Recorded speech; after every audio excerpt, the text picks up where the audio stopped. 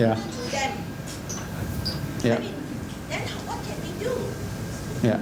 We are actually the end user. Correct, rightly so. Industry is the same, and we have a lot of safeguards as well to make sure our industry and our water that goes out is tested, is treated before we use in any of our products. We have strong regimes. When water comes into your factory, Yeah. and you don't have the your maintenance side on the filter, and then you after spending a lot of money, and you still cannot sort of filter away all certain chemical. That's too bad. That means a bad name. No, but we stop our production. To give you an example, recently we had a bit of mud flow into the Science in Seremban, the Science reservoir, and we took a decision looking at the water that was coming in to stop our factory until it was sorted and we flushed the system out. Yeah, so we do take measures like that. We have very strong controls around water monitoring to make sure that none of this water, that the water that we use in our product is fit for use. That's a responsibility we have as a corporate entity. Yeah? As a food manufacturing entity. But not a lot of people don't sort of do this. Yeah. In the household we can't. In the household, I agree with you. So we depend on water filters. Yeah. Yeah. Any other questions? Good morning, I am Singh. Does cloud seeding has any negative consequences? Because it's like interfering with nature, and does Nestle company practice this kind of method? Okay. Thank you for the question. For Nestle itself, we are not into cloud seeding because cloud seeding is taken up by the authorities. Yeah. What Nestle does is that we are water consumers, so we use water coming in from the main body, from JBA. What we do is we try to support ourselves by having enough infrastructure within our premises so that we can have sustainable water supply. Yeah? So as an example, we have reservoirs within our factory where we can store enough water to help us run for a day or two, if in case there is no water supply. Now, in the drought, you're right, cloud seeding is one of the things that authorities practice to bring rain. Okay?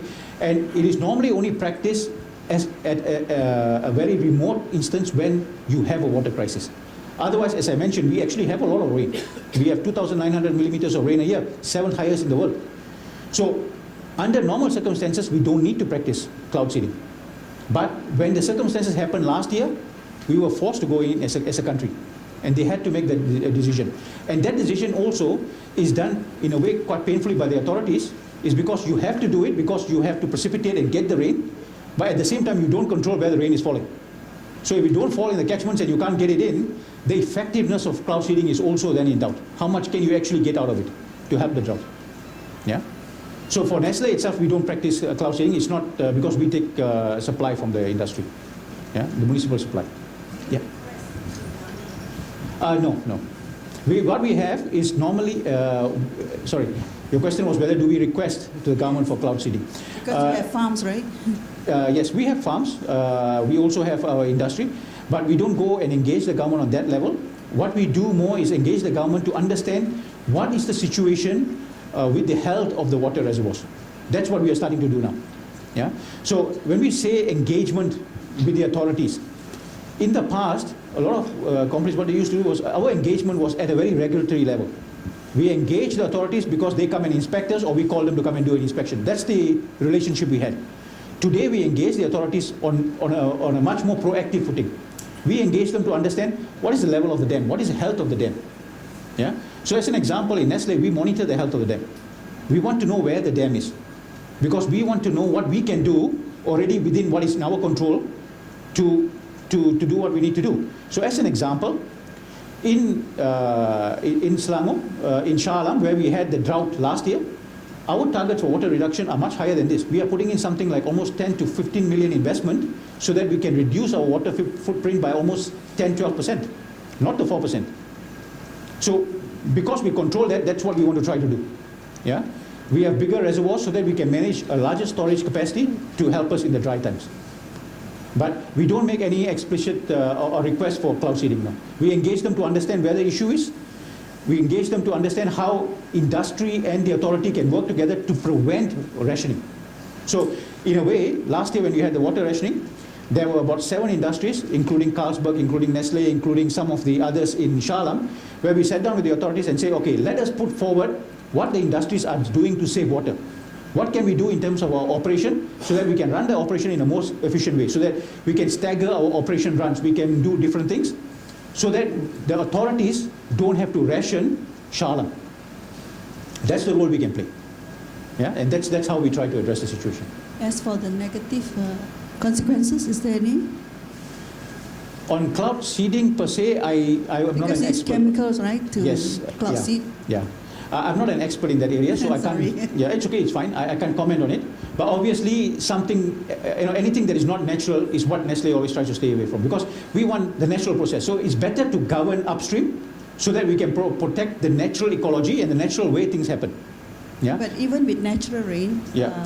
you have acid rain, right? Correct. Yeah. So natural is still. Yes. And that's why we when you look at natural, there's always treatment that is involved to make sure that the water is fit for use. Yeah. Thank you. Yes. Yeah. Yeah. Sorry, two questions. Yeah. Okay. Yeah. Sorry. Is there a method whereby one can detect exact location of underground leakage without having to dig up? Yes, technologically there. It's a very good question. I mean, we mentioned here how you can detect from the water meter, and the water meter just tells you got a leak. Okay, now question is, where is this leak? What are some of the early signs you can use to detect leak? It depends where it is. If it's below the house, then it becomes more difficult. But it's below the garden, you can detect it. So as an example, one way to detect is to look at the soil depression. If it's in the garden, you can pick up soil depression, and that's how we detected it when we called somebody and said, look, my meter is running like crazy. We went to the garden and we said, hang on, if you look at this area, there's like a depression. Why? It's soaked with water, and that causes soil depression, and that's where they dig up. Now, if it's below the house, it obviously becomes more difficult. Yeah, if it's in the wall, it becomes more difficult. There are technologies you can use.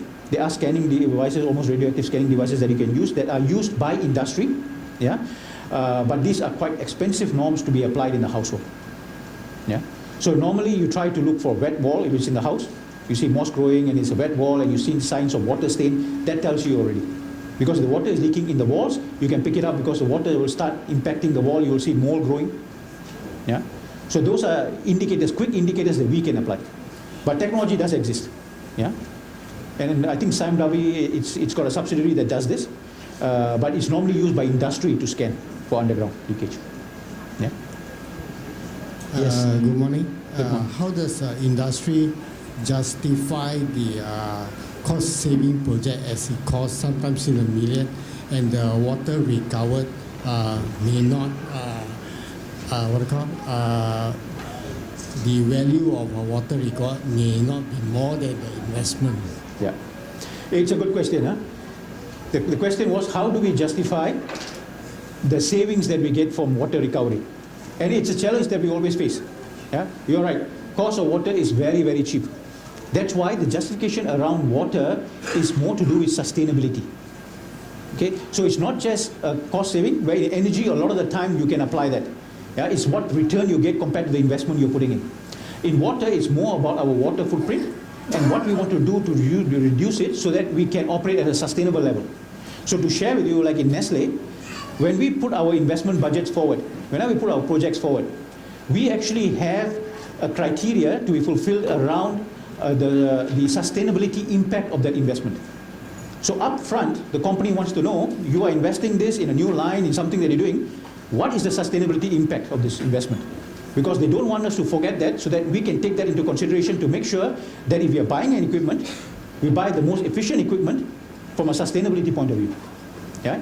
Now we also have investment that we put in the market, and we year on year we invest something like 8-12 million around energy and water. Yeah? And it's not just entirely energy, it's also water. And exactly as you said, on water you cannot get a payback because it's a fraction of the price of fuel or energy. But this goes on sustainability, on our water footprint that we want to achieve. It's quite a challenge to It is. Yeah. Yes. Yeah. Maybe one more question. Can we take this one more? Yeah. Sorry. Yeah.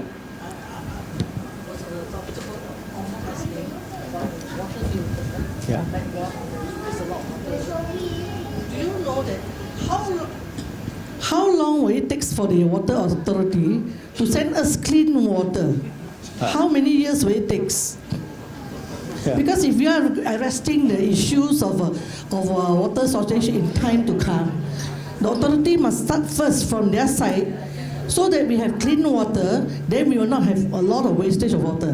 I think most of us in this hall have been practicing most of the water saving system that we are using. Most households, like most here of elderly age, they know how to save water. Because we are paying water through our nose, through water filter, not paying the water that we are receiving. Because we have to get the tank from being dirty, we have to fix so many water filter before it enters my tank. Yeah.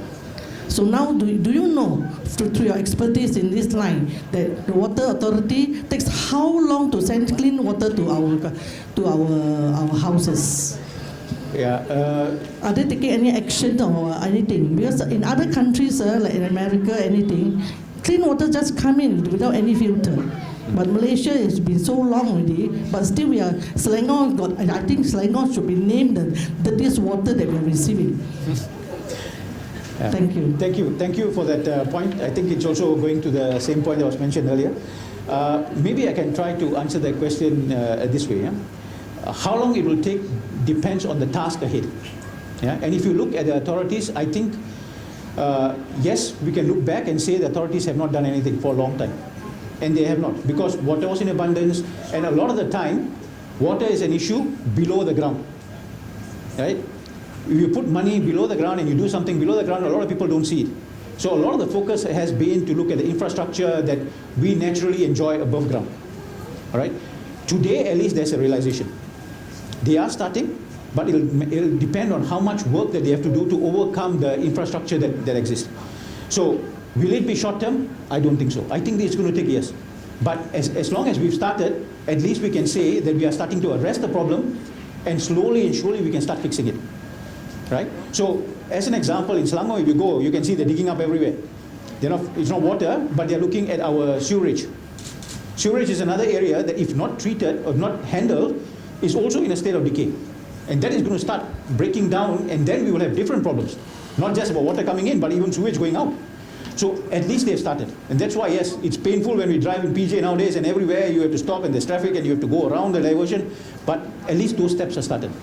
Yeah. So the short answer I have is, it is early days. They have started, but they have a mountain to climb, because for far too long we have not done anything about it. Yeah. Okay, thank you, ladies and gentlemen, for your input and sharing. And also thank you very much, Mr. Harsh, for your informative session. Now it's time to put your knowledge to the test. May I invite Michelle Woon, Manager of Corporate Responsibility in Nestle Malaysia, on stage for the interactive Q&A session.